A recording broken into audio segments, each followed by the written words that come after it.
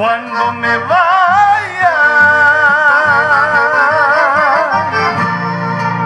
solo quiero un epitafio en el que diga: aquí yacen los despojos de un trovador.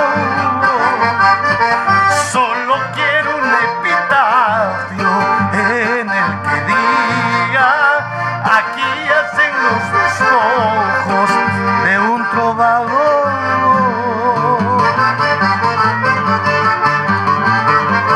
Diosdado Gaitán Castro. Adiós amigos, tierra querida.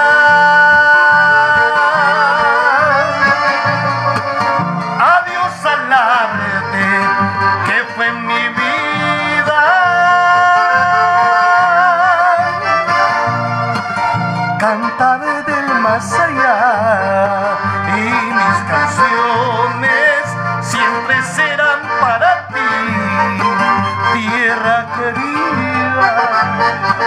Cantaré del más allá y mis canciones siempre serán para ti, tierra querida.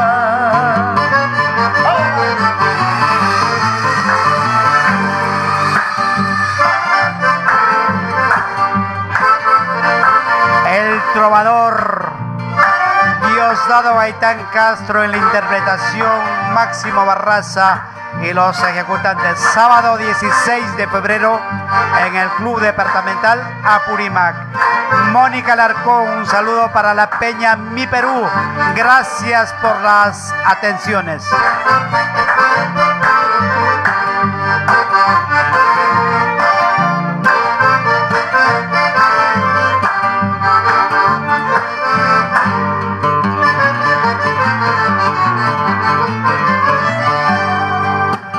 Cuando me entierren, quiero canciones,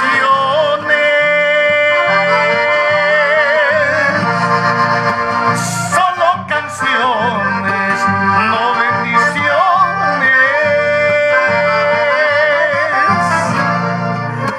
Que guitarras y charangos lloren por mí, recordando que en un tiempo cante con él.